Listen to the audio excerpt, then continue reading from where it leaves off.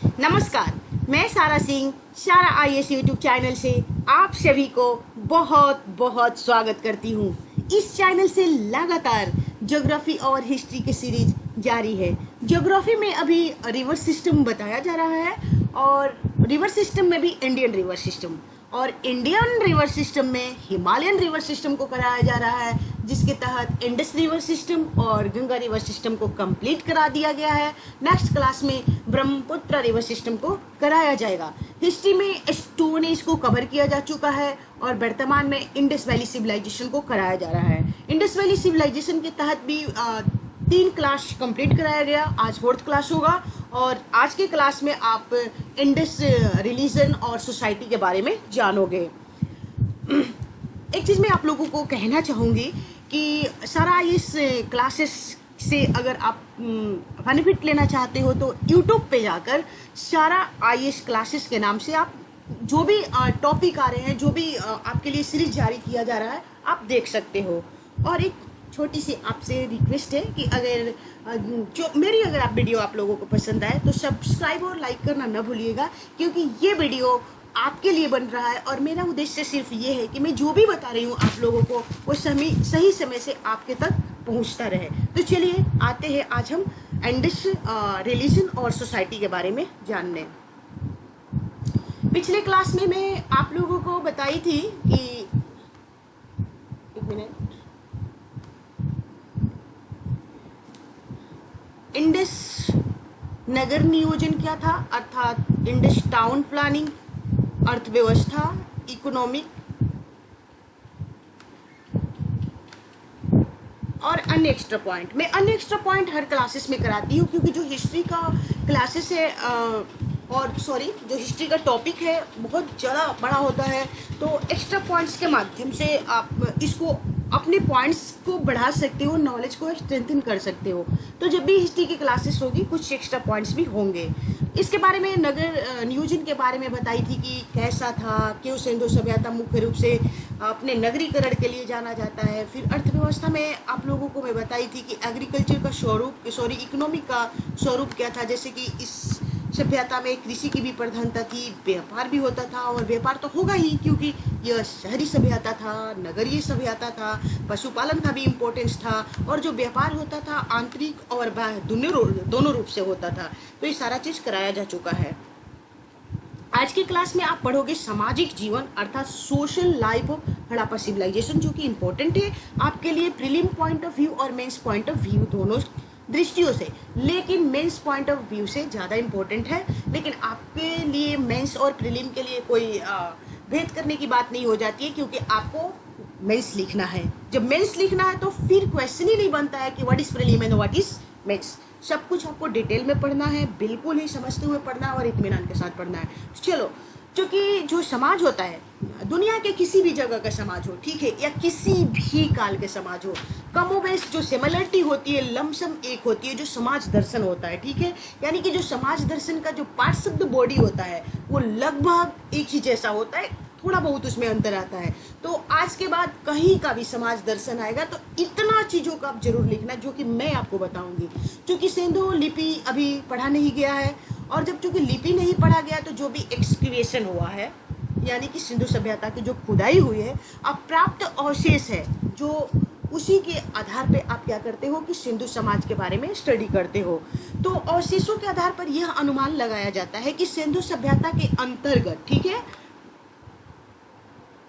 उपस्थित सामाजिक जीवन पद्धति जो था उच्च आदर्शों से परिपूर्ण था। अर्थात समाज कैसा होना चाहिए, समाज के क्या क्या प्रतिमान होना चाहिए, ये सभी के सभी प्रतिमान सिंधु वैली सिविलाइजेशन में आपको देखने को मिलेगा। समाज का दर्शन कैसे किया जाता है, कहने का मतलब समाज से संबंधित अगर मेंस में क्वेश्चन आ जाएगा तो आप कैसे लिखोगे, क्या क्या समाज के अंतर्गत मुख्य अंग होते हैं। तो आओ देखो, ये समाज दर्शन के अंतर्गत आता है सबसे पहले तो प्रधानता, ठीक है। प्रधानता का मतलब ये हुआ कि समाज में किसकी प्रधानता है, महिला की प्रधानता है कि पुरुष की प्रधानता है। तो सबसे पहला पार्ट ये लिखा जाता है। उसके बाद समाज में कौन कौन सी प्रजातियां निवास करती है, यानी कि मुख्य प्रजातियां, वर्ण व्यवस्था, क्या उस समाज में वर्ण व्यवस्था था। उसके बाद खान पान, ये सभी समाज के अभिन्न अंग है।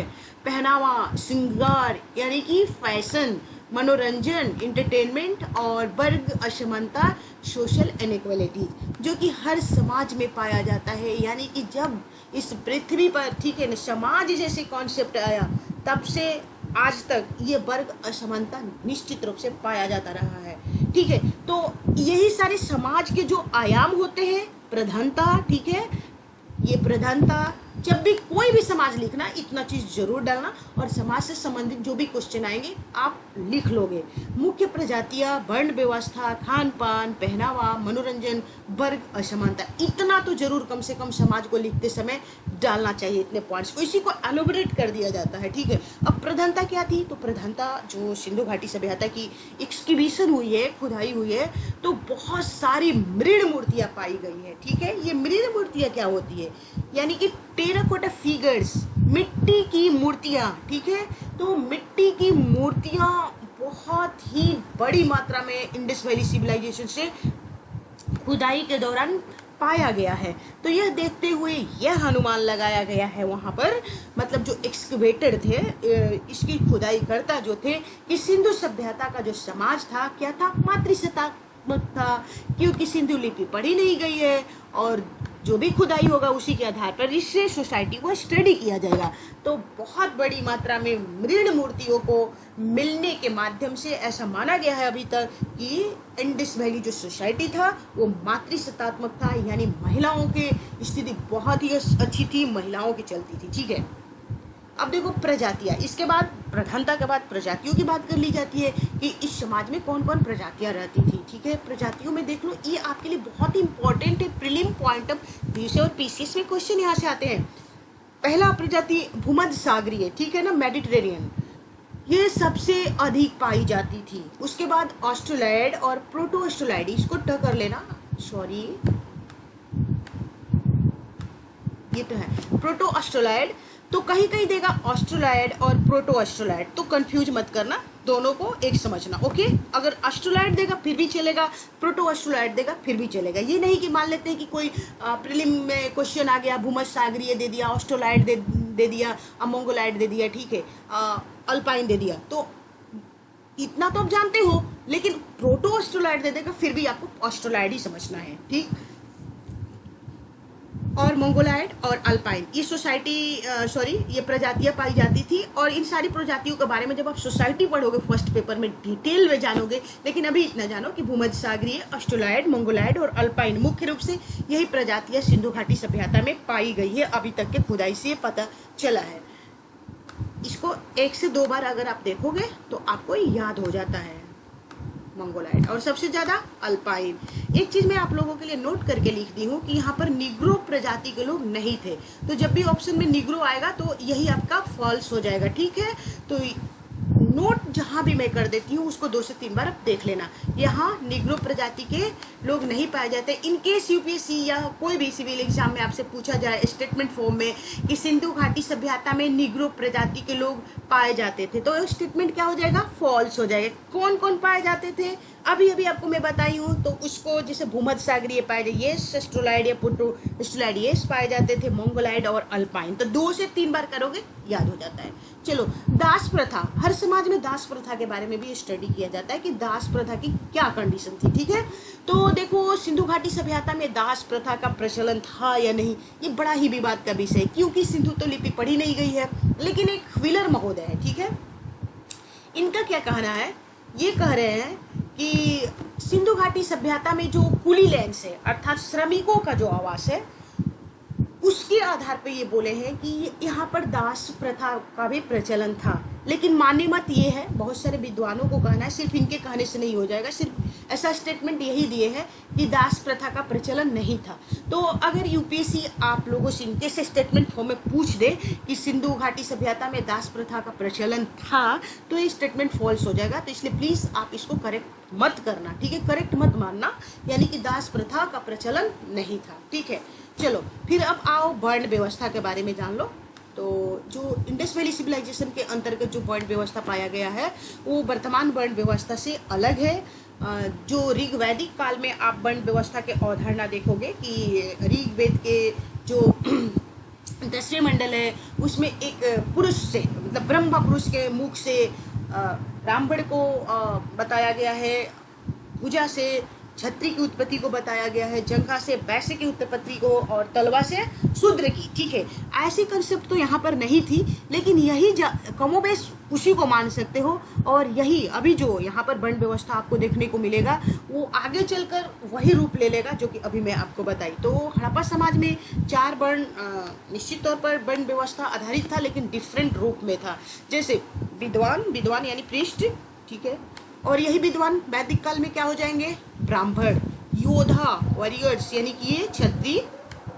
व्यापारी, ये व्यापारी चलकर वैश्य हो जाएगा, और श्रमिक क्या बन जाएगा, शूद्र। ठीक है, तो डेवलप करेगा यही जो अभी 4 वर्ण है। आगे चलकर वैदिक कालीन जब आप सभ्यता पढ़ोगे तो उसके अंतर्गत एक ब्रह्मा पुरुष के मुख से 4 वर्णों की उत्पत्ति बताई जाएगी, यानी कि ब्रह्मा के मुख से ब्राह्मण की उत्पत्ति होगी, बाजू से, आर्म से छत्री की उत्पत्ति होगी, जंघा से, थाई से व्यापारी यानी वैश्य, और जो पांव है उससे शूद्र की उत्पत्ति माना गया है। यही चल के आगे डेवलप कर जाएगा। लेकिन भूलकर भी आप हड़प्पा सभ्यता के अंतर्गत ब्राह्मण, क्षत्रिय, वैश्य और शूद्र के कंसेप्ट को मत लाना। अगर इनके से यूपीएससी पूछ दे कि हड़प्पा सभ्यता के अंतर्गत जो वर्ण व्यवस्था था वो ब्राह्मण, क्षत्रिय, वैश्य और शूद्र के कंसेप्ट पर आधारित था, तो गलत हो जाएगा।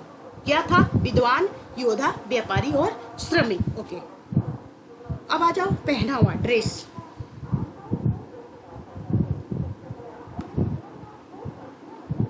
उनका ड्रेस सेंसिंग क्या था, इस सभ्यता में मुख्यतः ऊनी तथा सूती वस्त्र, ठीक है ना, याद रखना, ऊनी तथा सूती वस्त्र पहना जाता था। ठीक है, सूती वस्त्र पहना ही जाएगा। क्यों? क्योंकि सिंधुवासी क्या किए थे, फर्स्ट टाइम कपास का उत्पादन कौन किया था, इंडस पीपल ने ही किया था, जो कि मैं पहले ही क्लास में आप लोगों को बता चुकी, इसलिए कम से कम 20-20 में प्रैक्टिस करते रहना चाहिए। ठीक है, और उसके बाद पुरुष तथा महिला दोनों अफूस्टेड प्रेमी थे, both man and women conscious about क्या, ज्वेलरी, ऑर्नामेंट दोनों पहनते थे।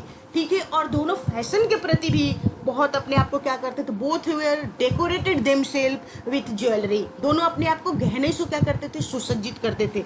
इस बात को भी आप याद रखना। यानी कि ये पूछे यूपीएससी कि सिर्फ महिलाएं ही ज्वेलरी पहनती थी, तो नहीं, दोनों पहनते थे, क्योंकि both were decorated themselves with jewellery.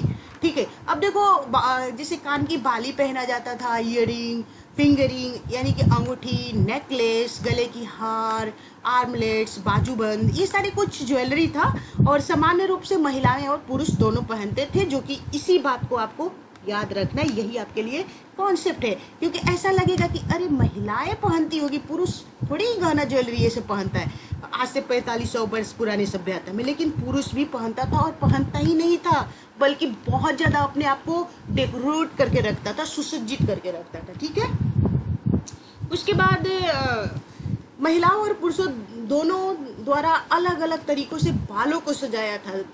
क्या करते थे दोनों, मतलब both were the conscious about hair style, many more hair style popular there, the beard मतलब दाढ़ी रखने का, बियर्ड वाज ऑल्सो पॉपुलर।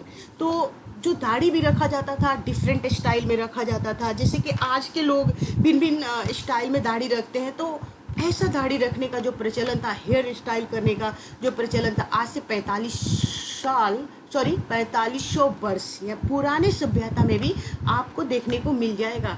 क्या सभ्यता थी और क्या फैशनेबल मतलब लोग होते थे, मतलब समझने की बात है कि 4500 वर्ष पुराने सभ्यता के लोग भी फैशन के प्रति इतना कॉन्शियस थे।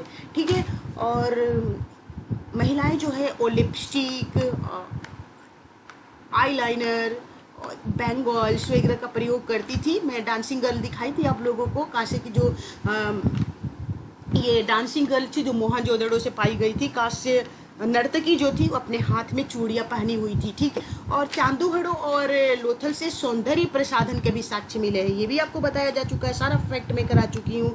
जब मैं इंपॉर्टेंट साइट्स बता रही थी इंडस वैली सिविलाइजेशन के, तो मैं बता रही थी कि हड़प्पा से क्या मिला, मोहनजोदड़ो से क्या मिला, लोथल से क्या मिला। तो मैं आपको बताई थी कि जो बिट्स इंडस्ट्री था वेल डेवलप्ड चांदूहड़ो एंड लोथल, मैं आपको बताई थी। और कॉस्मेटिक्स जो श्रृंगार के समान होते हैं, सौंदर्य प्रसाधन, ये चांदूहड़ो से पाया गया है और लोथल से भी पाया गया है। तो इन सारी चीज़ों को आप जरूर याद रखना, ठीक है। और एक चीज़ आप लोग को इम्पोर्टेंट और मैं बता दूं, जो ऑर्नामेंट होता था, जो ज्वेलरी होता था, वो क्या किस किस कॉपर का भी होता था, ब्रोंज का भी होता था, सेमी प्रेशियस स्टोन भी होता था, सिल्वर भी होता था। इसको जरूर याद रखना, क्योंकि यही सब यूपीएससी का फेवरेट पॉइंट होता है। क्योंकि आप लोगों को लगेगा कि अरे ये तो ब्रॉन्ज सिविलाइजेशन था, सोने की ज्वेलरी कहाँ से आ गया, लेकिन ऐसी बात नहीं है। गोल्ड के भी ज्वेलरी होता था, सिल्वर का भी होता था, और प्रीसियस सेमी कह सकते हो उसको कि प्रीसियस सेमी प्रीसियस स्टोन्स, मतलब पत्थर का भी, मतलब प्रीसियस बहुमूल्य पत्थरों का भी क्या होता था कि वो ज्वेलरी के रूप में प्रयोग करते थे। तो तांबा, ठीक है, सोना, चांदी, ब्रॉन्ज, और फिर से जाकर क्या मैं आपको बताई गोल्ड के ज्वेलरी बनाए जाते थे, और बहुत ही बड़ी मात्रा में, ठीक है, क्योंकि वो ज्वेलरी के बड़े शौकीन थे। अब देखो, मैं ये पृष्ठ है, कहाँ से पृष्ठ की मूर्ति पाई गई थी, पिछली क्लास में बताई थी, मोहनजोदड़ो से, ठीक है ना। ये देख लो, दाढ़ी, बियर्ड स्टाइलिश वे में रखा गया है, और आज भी ऐसा प्रचलन है। तो आज के जो मॉडर्न एज है उसको आप एसोसिएट करके देख सकते हो इंडस वैली सिविलाइजेशन से, ठीक है। जब भी आप मेंस लिखना तो आज से भी वर्तमान से भी जोड़ देना। और इसके बाद ये देखो, शॉल है जो पुरुष जो पहनते थे ऊपर में, मतलब लेडीज और जो पुरुष, sorry, male and female both 2 parts में ड्रेसेस पहनते थे। थोड़ा सा मैं आपको बता देती हूँ, जैसे कि इसमें देखो डिजाइन भी किया हुआ है। मैं बताई थी ना, हड़प्पा सभ्यता के लोग वस्त्र पर कढ़ाई, बुनाई, रंगाई सब कुछ करते थे, तो इस बात को भी याद रखना। देख लो, ये डिजाइन बनाया गया है। जो कपड़े पहना जाता था, जैसे मान लेते हैं ये, ठीक है, तो 2 पार्ट्स में, ऊपर में जो औरतें थी वो ब्लाउज यूज करती थी, और नीचे वाले पार्ट्स में ये स्कर्ट और घाघरा पहनती थी, ठीक है। पुरुष क्या करते थे कि ऊपर वाले पार्ट में एक बाजू से लेते हुए शॉल से ऐसे बॉडी ढकते थे, जैसे देख रहे हो इस स्टाइल में ऐसे करके ढका गया है, मतलब एक बाजू से फंसाते हुए, और नीचे में धोती पहना जाता था पुरुषों द्वारा, ठीक है, मेल द्वारा धोती पहना जाता था। माने अपर गारमेंट्स और लोअर गारमेंट्स के रूप में कपड़े पहनते थे। अपर गारमेंट्स में जो मेल होते थे ऊपर में शॉल से अपने बॉडी को कवर करते थे, और महिला ब्लाउज से, और महिला लोअर गारमेंट्स में घाघरा पहनती थी और पुरुष धोती। इस बात को आप याद रखना, ठीक है। डिफरेंट टाइप में हेयर स्टाइल रखा जाता था, पॉपुलर था। महिलाएं बालों में चोटी बनाती थी, जूड़ा भी करती थी, और जो मेल है वो भी डिफरेंट स्टाइल में हेयर स्टाइल बनाना जानते थे, ठीक। अब चलो ये देख लो, ज्वेलरी, ये बिट्स है, ये इसी बिट्स से क्या बनाया जाता था, मन का जो है ना ज्वेलरी बनाया जाता था। और मन का बनाने के कारखाना कहाँ था, फैक्ट्री कहाँ था, अभी भी जस्ट बताई हूँ, लोथल और चांदूहेड़ो में। इसे याद कर लेना, ठीक है। देखो ज्वेलरी बना हुआ है इससे। अब खान पान पे आते हैं। फिर किसी भी समाज के अभिन्न हिस्सा होता है क्या, खान पान भी। तो हड़प्पा सभ्यता में भी ये सही बात होगा। तो आओ देखो हड़प्पावासी का क्या खान पान था। सिंधुवासी खान पान के मामले में शौकीन थे, बिल्कुल थे। वे शाकाहारी और मांसाहारी दोनों होते थे। तो आपको सबसे पहले क्या याद रखना होगा कि शाकाहारी भी होते थे और मांसाहारी भी होते थे। अगर मान लेते यूपीएससी पूछ दे कि सिंधुवासी सिर्फ शाकाहारी होते थे, केवल शाकाहारी होते थे, तो गलत हो जाएगा, क्योंकि आप काफी डिटेल में पढ़ रहे हो, इसलिए आप गलत मत करना, ठीक है। मुख्य पदार्थ क्या था, मेन फूड उनका क्या था, तो सॉरी, उनका जो मेन फूड था वो जौ, बार्ले और व्हीट, गेहूं, चावल, राइस, पल्सेस, कई तरह के दाल खाते थे, कर्ड खाते थे, दही, पनीर और खजूर, केला, ठीक है ना। इतना कम से कम आपको आना चाहिए ताकि आप मेंस लिखो तो इन चीज़ों को डालो, ठीक है। और वेजिटेरियन भी थे तो नॉन वेजिटेरियन वेज खाने में आ जाता था। नॉन वेज में देख लो, गाय का मांस खाते थे, बीफ, सुअर का मांस, पोर्क, मछली भी खाते थे और इत्यादि, ठीक है। यानी कि अगर आपसे यूपीएससी पूछे कि सिंधुवासी गाय के मांस का भक्षण करते थे, करेक्ट स्टेटमेंट हो जाएगा, दूसरे स्टेटमेंट में फिर पूछ दे कि सूअर का मांस का भक्षण नहीं होता था, तो गलत हो जाएगा। दोनों खाते थे, ठीक है। मछली भी, मछली खाने का कैसे पता चला है कि बहुत सारी जो सिंधु मुहरे है उस पर मछली का चित्र पाया गया है, साथ ही में मछली पकड़ने का हुक भी पाया गया है। तो इसलिए सिंधु घाटी सभ्यता के लोग मछली पकड़ते भी थे और खाते भी थे, साथ में बिफ भी खाते थे और पोर्क भी खाते थे, ठीक।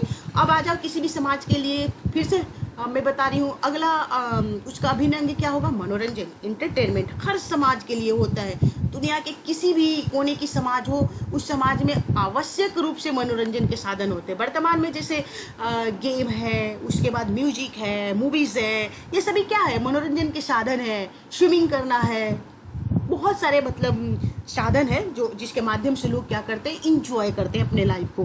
तो हर युग में, हर युग के समाज में मनोरंजन के साधन आवश्यक रूप से होता है। तो जब तुम किसी भी या वैदिक कालीन समाज लिखो, मौर्यकालीन समाज लिखो, तो मनोरंजन के साधन भी आप डालोगे, ठीक है। मैं पार्ट्स ऑफ द सोसाइटी आपको पढ़ा रही हूँ और इसी को कैच करके आपको रखना है। जैसे मछली पकड़ना, उनका क्या था? मनोरंजन था, ठीक। जैसे अभी कुछ लोग टाइगर को, लॉयन को पहले मारते थे ना, उनका शौक था, मनोरंजन था ये मछली पकड़ना, ठीक है। और शिकार करना, शिकार करने का पता कैसे चला है? क्योंकि जब खुदाई हुई ना सभ्यता के, तो शिकार करने वाले विपन पाया गया, डाइस, यानी कि पासा का खेल खेलते थे वो। और उसके बाद नृत्य और संगीत के प्रति भी उनको लगाव था और गहरा लगाव था। कैसे पता चलता है? डांसिंग गर्ल कहाँ से मिली है? मोहनजोदड़ो से मिली है। किस उसका जो मुद्रा देख रहे हो ना, एक हैंड जो था हिप पे था, बाजू एक लहरा रहा था, लेफ्ट हैंड, उसमें चूड़ियाँ थी, मतलब नृत्य कला से परिचित थे। तो जब भी आप मेंस लिखना तो उदाहरण के तौर पे दे देना कि नृत्य और संगीत के प्रति गहरा लगाव था। उदाहरण के तौर पे मोहनजोदड़ो से प्राप्त कांस्य की डांसिंग गर्ल, यानी कि कांस्य नर्तकी। संगीत के प्रति भी लगाव था। कैसे लगाव था संगीत के प्रति? तो मोहनजोदड़ो से ही एक खुदाई हुआ तो जिसमें एक मूर्ति में एक मानव गले में ढोल लटकाया हुआ था और दूसरा वीणा बजा रहा था, यानी कि वीणा वादन भी वो जानते थे और ढोल बजाना भी जानते थे। तो नृत्य और संगीत के प्रति उनका लगाव था, इससे पता चला खुदाई से। तो जब भी आपको मौका मिले मेंस लिखने का, तो इन सारी पॉइंट्स को आप डालना, ठीक है। चलो, अब इंडस वैली सिविलाइजेशन के एक चीज और जान लो समाज के बारे में। वर्ग असमानता, ये भी हर समाज में पाया जाता है, ठीक है। वर्ग असमानता, सोशल इनइक्वालिटीज होता है हर समाज में। सिंधु घाटी सभ्यता में कैसे, मैं आप लोगों को बताई थी, तो 2-3 आधार पे आप समझ लोगे कि सिंधु घाटी सभ्यता में कैसे वर्ग असमानता का प्रचलन था।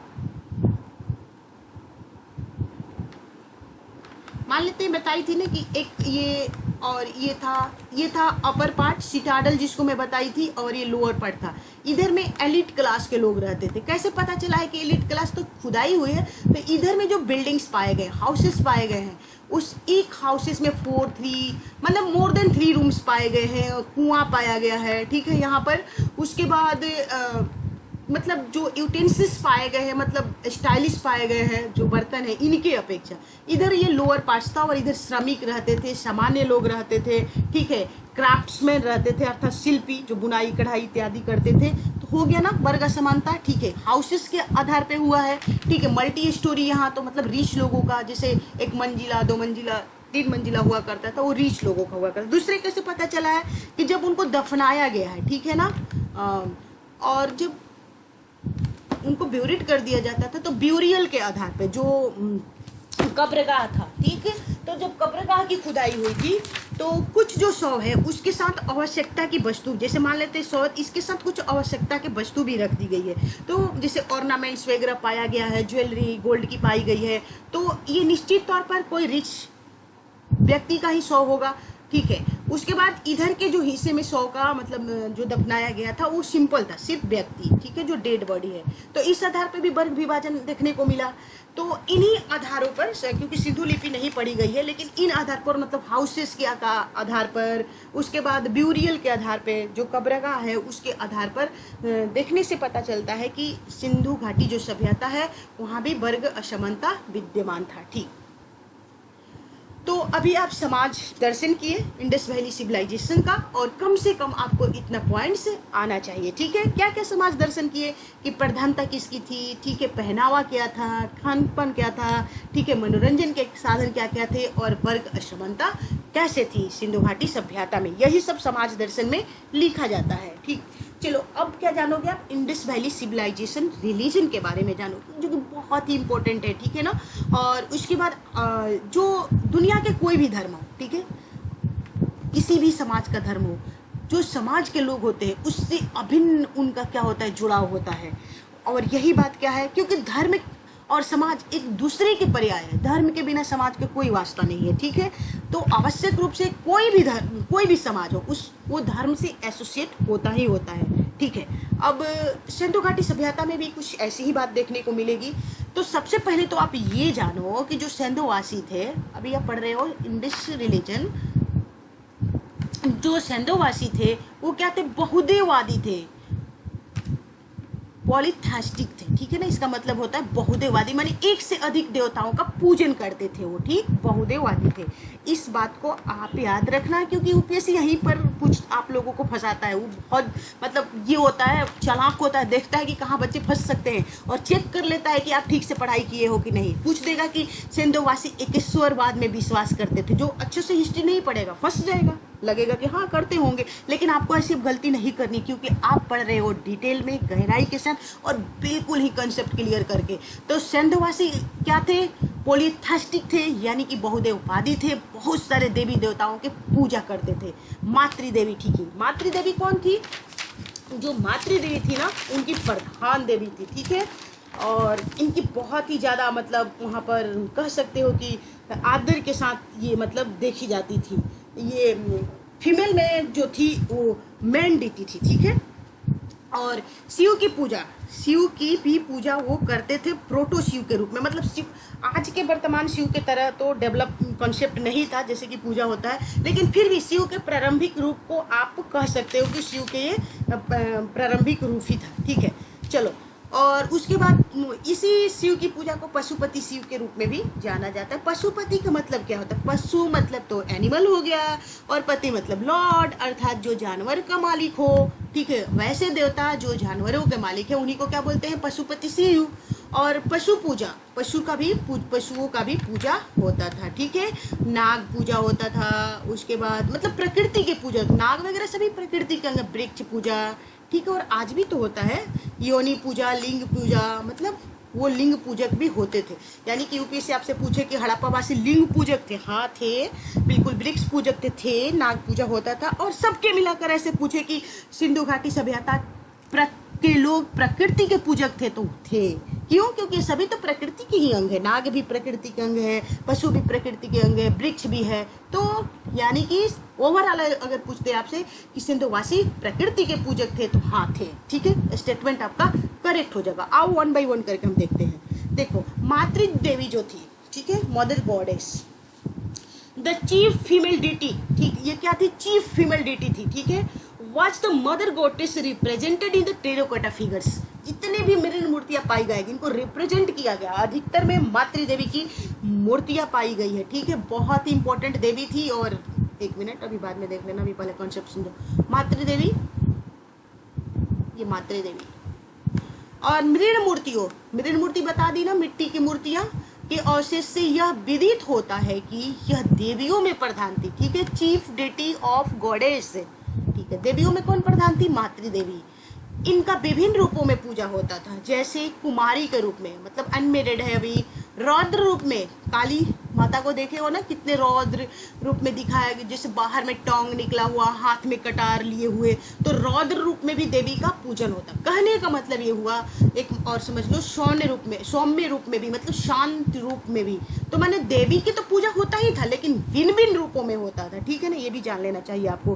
कुमारी के रूप में होता था, रौद्र रूप में होता था, सौम्य रूप में होता था, तथा उर्वरा देवी के रूप में भी होता था, ठीक है ना। उर्वरा मतलब क्या होता है, उपजाऊ, मतलब फर्टिलिटी, पृथ्वी को क्या करने वाली, उपजाऊ बनाने वाली देवी के रूप में भी होता था। जैसे हड़प्पा सभ्यता,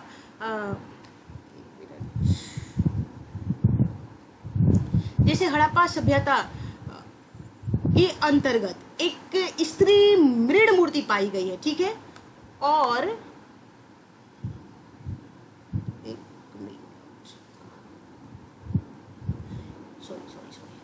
एक स्त्री मृण मूर्ति पाई गई है और उसके गर्भ से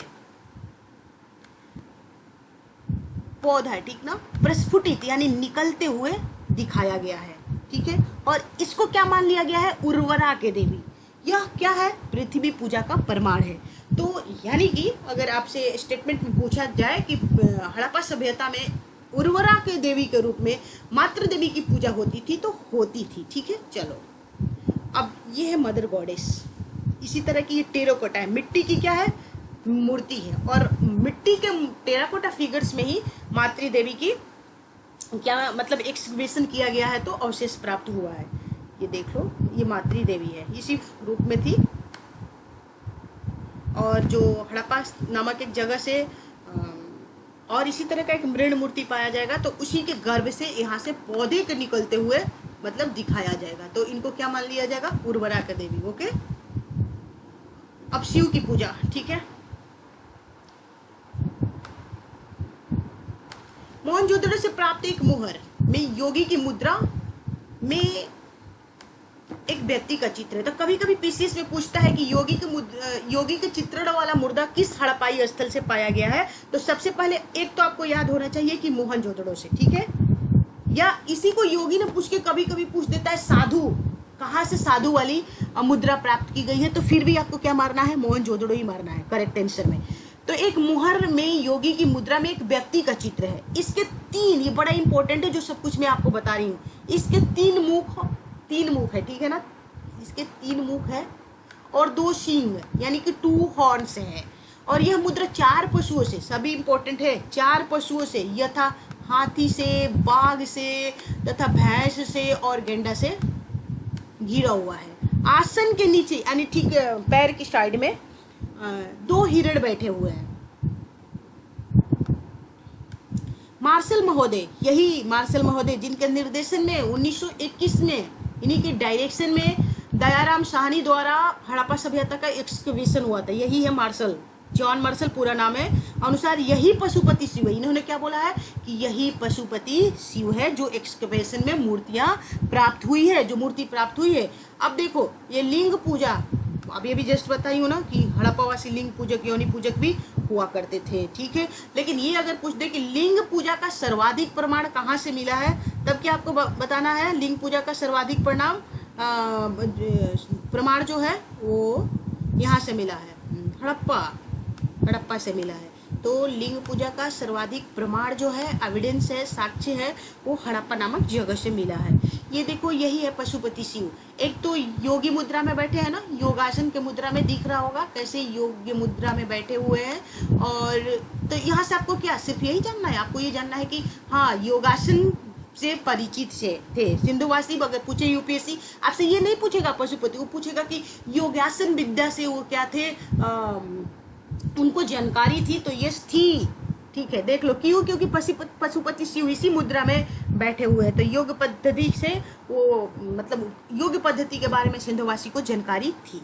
देख लो ये 2 हॉर्न्स में आपको बताई थी ना, देखो 2 हॉर्न्स दिख रहा होगा, 2 सींग दिख रहा है और 4 पशुओं से घिरे थे। किस किस पशु से घिरे हुए हैं, तो एलिफेंट क्लियर, टाइगर यहाँ क्लियर, और ये बफेलो है भैंस, और ये है राइनो, ठीक, गंदा। तो यानी कि 4 पशुओं से घिरे हुए थे। तो इन चारों पशुओं को नाम याद कर लेना, क्योंकि यूपीएससी ऑप्शन बना के दे देता है कि निम्नलिखित में से कौन से एक पशु से सिंधुकालीन पशुपति नहीं घिरे हुए थे। तो 3 तो ये दे देगा, इनमें से 3 कोई दे देगा, एक मान लेते कैमेल दे देगा, तो कैमेल आपका करेक्ट हो जाएगा, ठीक है। उसी तरह मान लेते हैं कि इनमें से 3 दे देगा ये वाला, जैसे दे दिया बोफेलो दे दिया, टाइगर दे दिया, एलिफेंट दे दिया, और इसमें से एक डियर दे दिया, ठीक है। तो डियर 2 दे दिया मान लेते, जैसे एलिफेंट दे दिया, टाइगर दे दिया और एक डियर दे दिया, ठीक है। और चौथे ऑप्शन में मान लेते हैं कुछ क्या दे सकता है, काऊ दे दिया, तो काऊ को मारना, क्योंकि डियर भी तो है, ठीक ना। तो अगर इन्हीं में से कोई दे और एक अलग दे डिफरेंट, तो उसी डिफरेंट पे आपको मार के आना है। करेक्ट आंसर समझ में आ गया। ठीक, पशुपति शिव कौन थे? पशुओं के मालिक। देखो पशुओं से घिरे हुए चारों, पशुपति का मतलब क्या होता है? पशु मतलब पशु, मालिक मतलब लॉर्ड, यानी कि पशुओं के मालिक। चलो अब देखो शिव पशु पूजा बता दी, पशु पूजा। एक मिनट, अब थोड़ा पशु पूजा में देख लेना कि मुख्य रूप से कुबड़ वाले सांड की पूजा होती थी। हम्प्ड बुल जो होता था, आज भी होता है कुबड़ वाले सांड की।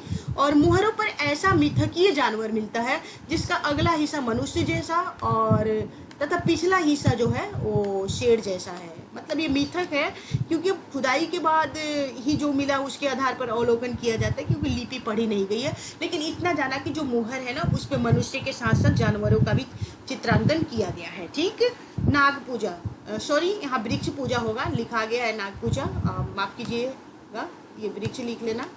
वृक्ष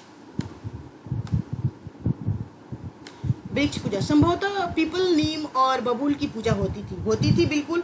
बहुत ही ज़्यादा प्रकृति के प्रति वो सेंसिटिव थे, कॉन्शियस थे और प्रकृति के रक्षक थे और पर्यावरण संरक्षक के वो मसीहा थे सिंधुवासी। और वर्तमान में भी बहुत सारे ट्रीज की पूजा होता है, जैसे कि पीपल का पूजा प्राय सैटरडे को पीपल वृक्ष में जल डाला जाता है। सती सावित्री व्रत पर बट वृक्ष की पूजा होती है। थर्सडे को लोग जो बनाना ट्री है उसको पूजते हैं, तो आज भी है। हम सिंधु घाटी से का जो प्रचलन है उसकी कंटिन्यूटी जो है लगातार बना हुआ है, लेकिन उस समय में प्रायः ऐसा हुआ करता था। और बबूल की पूजा, ठीक है, प्रकृति पूजक थे, ठीक ना, इस बात को याद रखना। और पर्यावरण संरक्षण के लिए जरूरी है इन सारी चीज़ों को समय समय पर जो ये विरासत है उसको वहन करना चाहिए। उसके बाद नाग पूजा, ठीक है, नाग पूजा का भी प्रचलन था सिंधु घाटी सभ्यता, वर्तमान में भी है। नाग पंचमी के अवसर पे नाग पूजन का प्रचलन आज भी वर्तमान में जारी है। कुछ मृद भांडों पर जो है मृद भांड में बताई थी क्या होता है। ये मृद भांड एक तरह से बर्तन होता है और नाग की आकृति मिली है, ठीक है। और अतः अनुमान लगाया जाता है, क्योंकि जो भी हम अनुमान लगाएंगे सिंधुवासी में, सॉरी जो कुछ भी स्टडी करेंगे अनुमान के आधार पे ही करेंगे, क्योंकि मैं बार बार बोल रही हूँ कि सिंधु लिपि नहीं पढ़ा गया है। होती थी लोथल से प्राप्त कुछ मुद्रा पर सांप बने हुए हैं, ठीक है। और मैं दिखा देती हूँ आप लोगों को प्रेतवाद, ठीक है, प्रेतवाद के भी थोड़ा सा जान लो।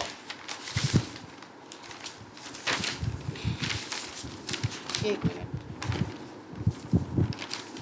तो प्रेतवाद क्या होता है? मतलब सिंधु सभ्यता के धर्म में हमें प्रेतवाद का भी भाव मिलेगा, ठीक है। तो सबसे पहले तो ये आप समझो कि प्रेतवाद होता क्या है।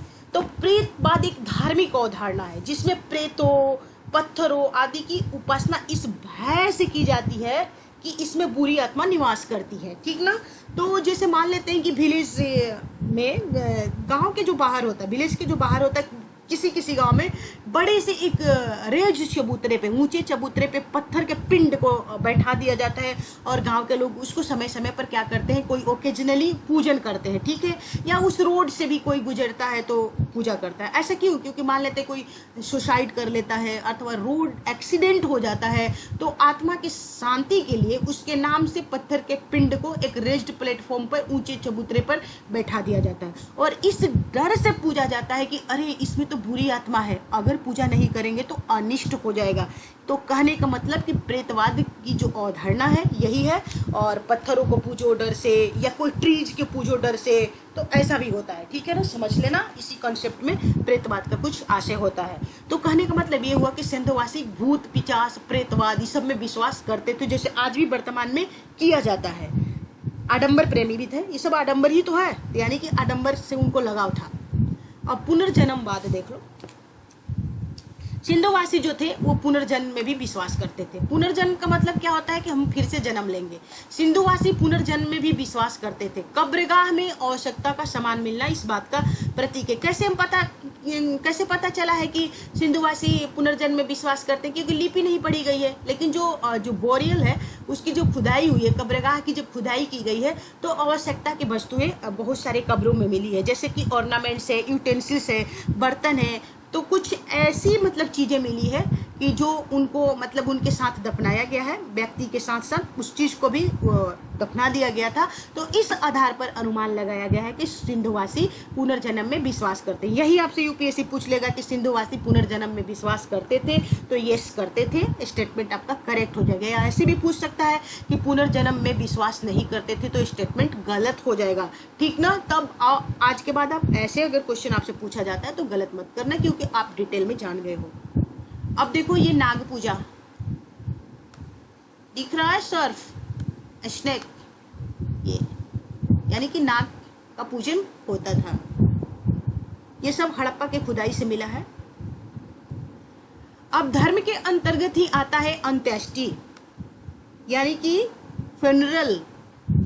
तो टाइप्स ऑफ जो फ्यूनरल थे वो 3 तरह के थे। एक तो पूर्ण समाधिकरण, पूर्ण समाधिकरण था, एक आंशिक समाधिकरण था और एक दाह संस्कार था।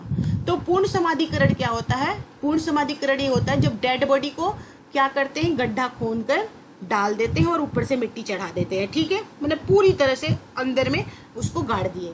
आंशिक समाधिकरण क्या होता है? इसके तहत कुछ दिन तक जो डेड बॉडी है उसको खुले आकाश के नीचे छोड़ दिया जाता है, और ताकि कुछ जानवर है, पक्षी है, उसके मांस का भक्षण करे, और जब जो कुछ भी बच जाता है, रिमेनिंग जो पार्ट्स बचता है, तब जाकर उसको क्या कर दिया, ब्यूरिड कर दिया जाता है, गड्ढा खोदकर जमीन के अंदर में डाल दिया जाता है। और दाह संस्कार क्या होता है? दाह संस्कार मतलब डेड बॉडी को जला दिया जाता है, ठीक है। तो तीनों तरह के संस्कार प्रचलित थे। अगर आपसे कभी यूपीएससी पूछे कि हड़प्पा सभ्यता में स्टेटमेंट फॉर्म में इसी तरह दे दे कि पूर्ण समाधिकरण प्रचलित था, आंशिक समाधिकरण और दाह संस्कार, तो तीनों था और ऑल करेक्ट होगा आपके लिए, ठीक है। लेकिन सबसे जो अधिक था वो पूर्ण समाधिकरण था, यानी कि लोगों को डेड बॉडी को क्या कर दिया जाता था, जमीन के अंदर में पूरी तरह से डाल दिया जाता, ठीक है, दफना दिया जाता था। अब एक चीज आपके लिए मैं नोट करके लिखी हूँ जो कि आपके लिए बहुत ही ज्यादा इंपॉर्टेंट है, ठीक है ना। तो इसको आप ध्यान रखना है कि मंदिर का साक्ष्य नहीं मिला है हड़प्पा सभ्यता में अभी तक का जो एक्सक्वेशन हुआ है। हालांकि आगे चलकर मिलेगा कि नहीं मिलेगा, कोई इसकी मतलब पुख्ता जानकारी नहीं है, क्योंकि हड़प्पा सभ्यता का भी 3% ही पार्ट का खुदाई हुआ है, ठीक है।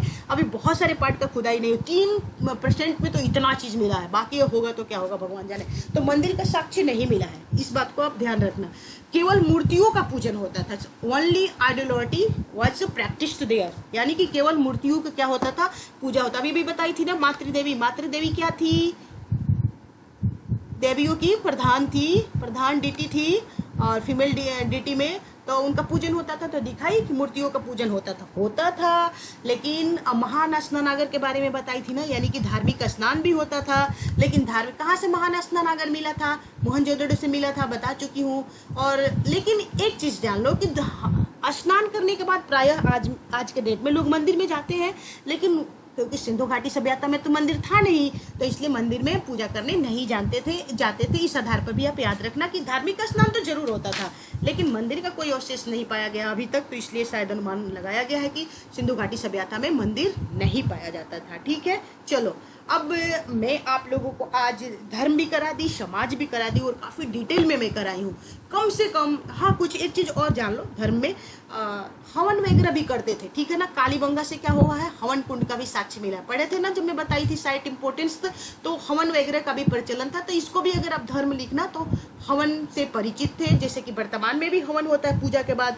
तो चाहो तो इस चीज़ को भी आप मतलब लिख सकते हो, एक जान लो, मतलब ये जान लो कि हवन से वो परिचित थे। हवन कुंड का साक्ष्य कहाँ से मिला है? कालीबंगा से, ठीक। चलो, अब एक्स्ट्रा पॉइंट्स में एक चीज और बता दूं आप लोगों को, मैं चाहती हूँ कि कुछ भी न छूटे आपके लिए।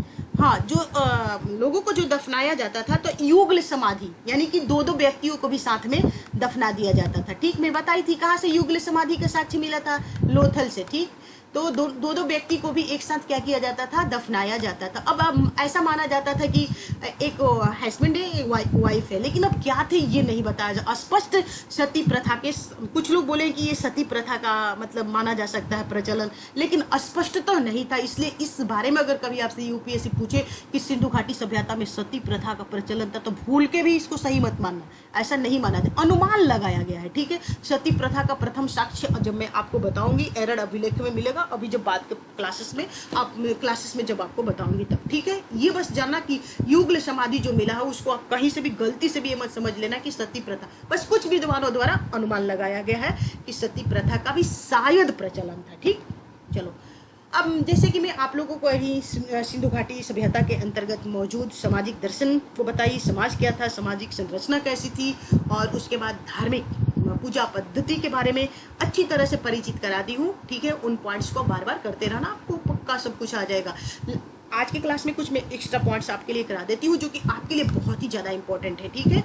हर क्लास में मैं एक्स्ट्रा पॉइंट्स कराऊंगी क्योंकि हिस्ट्री क्या है, बहुत ही बड़ा मतलब सिलेबस है और एक्स्ट्रा पॉइंट आपको कैरी करते चलना है अगर आप अपने कंसेप्ट को क्लियर करना चाहते हो। तो सिंधु लिपि क्या है? सिंधु लिपि इंडस जो स्क्रिप्ट है, सर्वप्रथम इसको 1853 में 1853 में इसका साक्ष्य प्राप्त हुआ था। अभी तक इस लिपि को पढ़ा नहीं गया, जो कि आप जानते ही हो, इसीलिए तो सिंधु घाटी सिविलाइजेशन को प्रोटो हिस्टोरिकल एज के रूप में जानते हैं, ठीक है। और कुछ विद्वान इसे द्रविड़ लिपि भी मानते हैं। ये सब आपको न याद हो तो कोई बात नहीं, याद हो जाए तो बहुत बढ़िया, मानते हैं। जैसे फादर हैरास, ठीक है, मान लेते हैं कि इंडस स्क्रिप्ट पर लिखने का आ जाए यूपीएससी में तो 150 वर्ड में तो आप आराम से लिख दोगे, इतने पॉइंट्स रहेगा। इसलिए मैं बता देती हूँ कि कहीं से भी आप मत छोड़ो क्योंकि आपको मेंस लिखना है, ओके।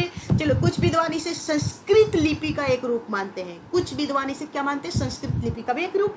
ये कौन है? एसआर राव। 2-3 बार याद करोगे याद हो जाता है सब कुछ, दिल से करोगे तब। कुछ विद्वान इसे ब्राह्मी लिपि मानते हैं। कौन मानते हैं? हंटर महोदय, ठीक है। चलो, अब देखो यहाँ से आपके लिए इंपॉर्टेंट आ रहा है चीज। हड़प्पाई लिपि एक भाव चित्राक्षर लिपि है, यानी कि पिक्टोग्राफी फॉर्म में है, ड्राइंग फॉर्मेट में है, चित्रांकन के रूप में है, जिसमें लगभग 64 मूल चिन्ह है एवं 250 से 400 तक क्या है लेटर्स है।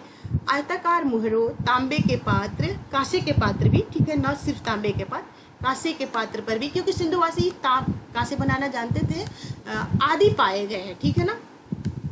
चित्राक्षर लिपि जो पिक्टोग्राफी लिपि है वो बाउस्टोफेंडम लिपि भी कहते हैं। ये आपके लिए बहुत ही ज्यादा इम्पोर्टेंट है क्योंकि ऐसी जो लिपि है दाएं से बाएं याद रख लेना। तो यानी कि सिंधु लिपि वाउस्टोफेंडम लिपि थी, तो यूपी से पूछे कि सिंधु लिपि दाएं से बाएं लिखी जाती थी, करेक्ट स्टेटमेंट हो जाएगा, तथा पुनः बाएं से दाएं लिखी जाती है। और तब तक लिखी जाती है जब तक कि कोई आप लेख लिख रहे हो या कुछ भी लिख रहे हो, किसी भी मतलब विषय वस्तु से रिलेटेड आप राइटिंग कर रहे हो, तो तब तक आप लिखते रहोगे जब तक कि पूरा ना हो जाए। स्टार्ट कहाँ से करोगे? राइट से, यहाँ से करोगे अपने राइट हैंड साइड से, फिर ये रो कंप्लीट हो जाएगा तो फिर इधर से शुरू कर दोगे, फिर ये रो कंप्लीट हो जाएगा तो फिर कहाँ से जाओगे? इधर से जाओगे। यही क्रम वाइस वर्सा चलते रहेगा, right to left, left to right, right to left, left to, मैंने यानी कि शुरू कहाँ से होगा? ओरिजिन आपको कहाँ से करना है? राइट से करना है, स्टार्ट राइट से करना है, ये याद रखना, ठीक है। चलो, मैं समझती हूँ कि आप लोगों को सिंधु लिपि जरूर समझ में आया होगा और इस लिपि को क्या कहते हैं। लेकिन एक चीज़ मैं आपको और बताना चाहूँगी थोड़ा सा सिंधु लिपि के बारे में, जो कि शायद आपके लिए इम्पोर्टेंट है, तो मैं नहीं चाहती हूँ कि आपके लिए कुछ भी चीज़ छूटे। अगर आपसे कोई पूछे कि सिंधु लिपि का मेन कैरेक्टर क्या था, तो आप बताना कि it was the pictography in a nature. अपने नेचर में क्या थी? चित्रात्मक थी, ठीक है। और कंसिस्टेड मेनी मोर डिजाइंस, इसमें बहुत सारे डिजाइंस भी बनाया जाता था, ठीक है ना। जैसे कि एनिमल्स का, फिश का, और कह सकते हो कि various form of human being also, okay. मानव का भी चित्र बनाया जाता था। अभी मैं आपको समझा दे रही हूँ। और it started from right to left, जो कि आपको पता ही है कहाँ से शुरू होती थी, ये राइट टू लेफ्ट होती थी इन अल्टरनेटिव लाइंस, और यही क्रम अल्टरनेटिव लाइंस पे भी चलते रहेगा। इतना चीज़ आप जरूर बताना। और चलो जी, ये देख लो, ये क्या है? मतलब पिक्टोग्राफी फॉर्म में है, क्या बोलते हैं, भाव चित्रात्मक है। देखो, सबसे पहली बात तो वो सिंधुवासी जो है ना स्वास्तिक के चिन्ह से भी परिचित थे। अगर पूछ दे यूपीएससी की सिंधुवासी स्वास्तिक के चिन्ह से परिचित थे, हाँ थे, ठीक ना। उसके बाद ये देखो, फिर से जाकर कुछ इसी तरह का डिजाइन, पता नहीं चित्रों में क्या क्या बना रहा था। तो मतलब जो पिक्टोग्राफी फॉर्म में स्क्रिप्ट हुआ करता था, इस बात को ट्रीज भी बने होते थे, एनिमल्स भी बना होता था, उसके स्क्रिप्ट में मानव का भी अंकन किया गया रहता था। देखो, मैं दिखा देती हूँ आपको कैसे मानव का, पीछे थोड़ा जाना पड़ेगा लेकिन समझ लो आप। ये देखो, ये पिक्टोग्राफी है, सब कुछ लिखा हुआ है, कुछ न कुछ, मुहर पशुपति शिव, और इसके बाद इसी पिक्टोग्राफी फॉर्म में कुछ लिखा गया है, लेकिन पढ़ा नहीं गया है तो कुछ समझ में नहीं आता है कि क्या लिखा गया है। तो देखो मानव का भी, तो सिंधु स्क्रिप्ट में मानव के चित्र का भी अंकन होगा। मानव, ये फिश दिख रही होगी आपको, ये फिश दिख रहा है, कुछ इसी तरह का ये सिंबल बनाया गया है। तो अगर यूपीएससी आपसे पूछे कि सिंधु स्क्रिप्ट में मानव चित्र का अंकन नहीं किया गया है तो गलत हो जाएगा, किया गया है, ठीक ना, इसलिए मैं आपको फिर से दिखाई। अब देखो आ जाओ, ये है स्क्रिप्ट, ये एरो है, एरो दिख रहा होगा आपको, ठीक है। तो इसी तरह का कुछ चित्रों का अंकन होता था, और खास बात यह है कि अभी तक इसका स्टडी करने का प्रयास किया गया है। कुछ का मतलब अर्थ समझा गया है, लेकिन बाकी का भी अर्थ समझना बड़ा ही मुश्किल है, क्योंकि यह चित्रांकन है, अल्फ़ाबेटिकल फॉर्म में नहीं है, इसलिए दिक्कतें आती है। ये मुहर है, इसमें भी मुहरों पे कुछ लिखा गया है, देखो फीस वगैरह इसी आकार में लिखा जाता था, इसका क्या अर्थ होता था गॉड जाने। और तो आज मैं आप लोगों को इंडस वैली सिविलाइजेशन के तहत समाज और जो उसके धर्म है कवर करा दी हूँ, और स्क्रिप्ट के बारे में भी बता दी। और इसको आपका फ़र्ज बनता है कि 1 से 2 बार ज़रूर देखें, ताकि आपका जो कंसेप्ट है क्लियर हो जाए। और वैसे ही मैं जैसे पहले कहती आ रही हूँ आप लोगों से, अगर मेरी वीडियो पसंद आएगी तब जाकर आप मेरे चैनल को सब्सक्राइब कीजिएगा, लाइक कर दीजिएगा। Thank you watching for the video, have you nice day.